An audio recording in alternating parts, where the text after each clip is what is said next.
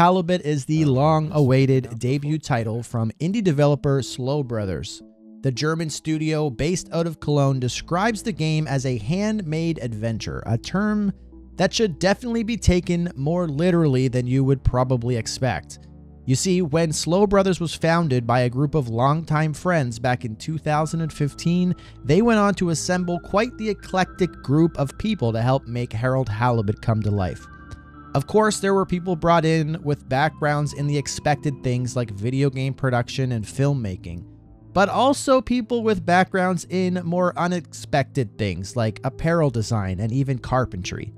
You might be asking yourself, why would you need those last two to make a video game? Which is a totally fair question. However, once you see Harold Halibut in action, the question becomes, why can't more teams do this? Now, I'm going to break standard game review protocol for a moment and jump straight into talking about the game's presentation. When I first laid eyes on the game's reveal trailer, I definitely had to do a double take as I had never seen a game that looks like this. Being curious about how this look was achieved, I decided to do some digging into Slow Brothers and was amazed with what I found. Nearly everything in this game, from the geometry, environments, and the objects within them, to the characters and even the clothes on their back, is handmade. As in, it's literally built by hand in real life by carpenters, apparel designers, and sculptors. Through the art of photogrammetry, those real-life creations are then scanned into the game engine, giving the game its iconic look and feel. This is such a creative way to craft a game world and its characters, and I just wanted to commend the team for their efforts. If you want to take a deeper look at how this was accomplished, I highly recommend checking out their Kickstarter pitch video, which I'll link below. With that being said, perhaps now we should talk about the game itself.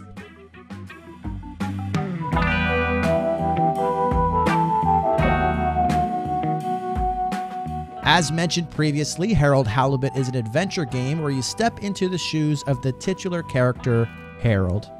Harold is a lab assistant aboard an Ark-like spacecraft known as the Fedora. Approximately 250 years ago, Earth was not looking long for this world as conflicts between nations began to escalate to near nuclear levels. Once a hospitable planet with water was discovered somewhere in deep space, the Fedora was sent to colonize it and restart humanity. Upon arrival and subsequent crash landing, the crew of the Fedora quickly realized they may have gotten more than they bargained for, as this planet was made up almost entirely of water. While not exactly what they were expecting, the crew made the most of it and used the many compartments of the ship to form a Rapture-esque underwater civilization. Jumping back to present day, the population has grown and governments and corporations have been formed as the Fedora has become its own makeshift town. Functionally speaking, the Fedora operates just like a small village, with everyone having their own job, doing things such as running restaurants, running a post office, leading scientific research, and everything in between. Unfortunately for Harold, although his title is technically lab assistant, in actuality he's treated more like a janitor, constantly being asked to clean this and fix that. Combined with his aloof and introverted personality, he is often overlooked by the community. Life on the Fedora is equal parts mundane and orderly, as an organization called All Water Corporation oversees everything that goes on. As it turns out, energy conservation is of the utmost importance when living in a spaceship at the bottom of the ocean. It's because of this that All Water exhibits a lot of control over things, up to and including powering things down at night and managing people's travel between districts. That travel is done by a toilet-esque underwater tube transit system built post-crash to connect the ship's different hubs. Everyone's lives get turned upside down, though, when a message from Earth comes through after all this time, affirming to everyone that the nukes didn't actually go off and nothing super bad ended up happening. This news causes everyone to want to return home, and it's up to scientist Jeanne Moreau, her assistant Harold, and the rest of the citizens of the Fedora to figure out a way off this planet. However, blasting into space takes a lot of energy, and with that energy being in such short supply, everyone has different ideas on what to do, including looking beyond the Fedora's walls. After playing through the game's brief introduction sequence, a lot of the Fedora is opened up to be explored. The ship is broken up into several districts which act like hubs that you can freely walk around. These districts are more or less themed, with one district containing shops and restaurants and others containing administration offices, research labs, classrooms, and so on and so forth. While these areas are somewhat small, they are also very detailed. The fact that all of these places were constructed as real-life sets helps make them all quite distinct from one another. There's just not a lot of recycling of assets going on here. This is a huge plus, as a large part of the gameplay loop is being asked to travel to and from various locations, and I was able to memorize each one after just one visit. The camera work also subtly provides the feeling that you are walking around an actual set, as walking towards the southern edge of the screen reveals what feels like the edges of a stage. In addition to this, the game's soundtrack fills out the rest of the world quite well, knowing exactly when to show up and when to seamlessly fill out the background. The world is presented very well and is easily one of the strongest aspects of the game. The same can be said for the many denizens of the Fedora. There are several characters you will interact with throughout the game's narrative, and many of them are also very visually distinctive and run the gamut of personality types. I realize that at this point I'm kind of obsessing over this aspect, but with each character that gets introduced, knowing that everything from their face to their clothes on their back were handcrafted by sculptors and apparel designers caused me to examine everything about them much more closely than I would in other games. As a film buff who is always interested in things like set and costume design, I sometimes felt more like I was watching Harold Halibut the motion picture instead of playing the game. And I mean that as a compliment, at least for now. The game has a clear influence from dry British humor and the quirkiness of famous stop-motion productions like Wallace and Gromit. This influence shines through with all of its characters, but none more than Harold. He's weird, he's awkward, but he's also lonely and unsure of himself and his place in this underwater society. As you wander around the ship interacting with other people and doing odd jobs, Harold comes off as a dopey but dependable goofball. During the quiet moments, though, you get to realize just how introspective and expressive he can be. It's clear that he's fighting an all too common internal battle of wanting more out of life, yet being afraid to change the status quo.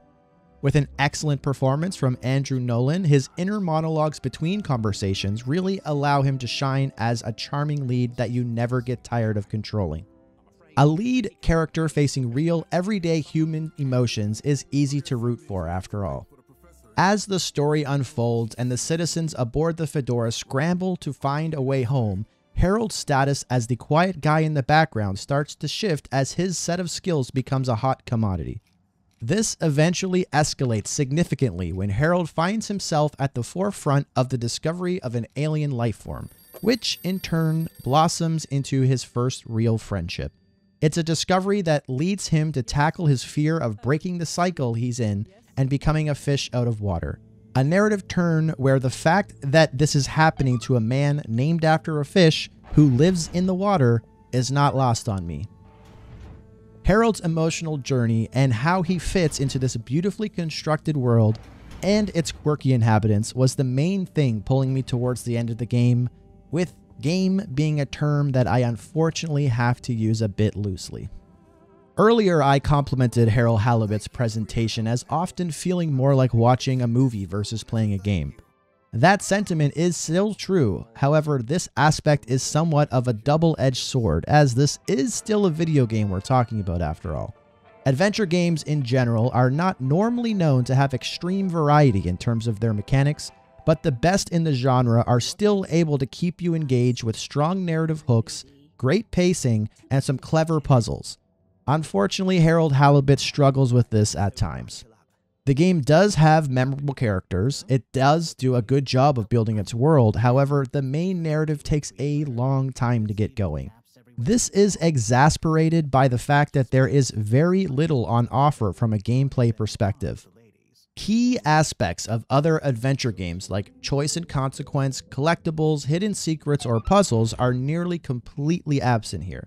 This causes the main gameplay loop to consist of constantly traveling from point A to initiate a conversation at point B, and then rinse repeat for 10 to 12 hours. Location nominated. Journey commencing. This maybe could be passable if the game's storyline was well paced, but it really doesn't begin to build until around the halfway point. To make matters worse, there are several B and C plots that had some interesting seeds but seemed to fizzle out or be abandoned completely by the game's end. Perhaps the most egregious offense was the few instances in which I felt like my time was not respected. An example I'll give is in the middle of the game, you find a stack of letters in your room and are tasked to deliver them to several people around the Fedora. Most of these people reside in different districts, so you must venture around the Fedora to find them. However, the game only lets you hold one letter at a time. This means you are picking up a letter, traveling to another part of the ship, going through a minimum of 2 to 3 fast travel sequences, and then returning to where you started, only to do it all over and over and over again. It's long stretches like this where the simple act of playing the game ends up feeling like a barrier between dialogue sequences. This is a real shame because it's moments like this that pull you straight out of the immersive world that the team at Slow Brothers worked so hard to build. Your time cosplaying as a mailman is not all doom and gloom though, as the sequence ends with one of the game's best narrative moments.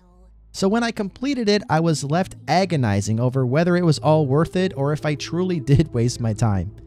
In the end, I begrudgingly lean towards the former, but with how great the game's other aspects are, it's a decision that should never have been that hard to make. It's actually a perfect microcosm of what it's like to play Harold Halibut. In the end, the spectacular presentation, fantastical world, and charming characters were enough to carry me through the game's overly long and slow start, as well as look past the very limited aspects of the gameplay. It was a long time coming, but when the curtains finally closed on Harold's journey, I was happy to have seen it through. I'm very interested in the future of Slow Brothers, and if they can act on lessons learned here, what comes next could be truly special.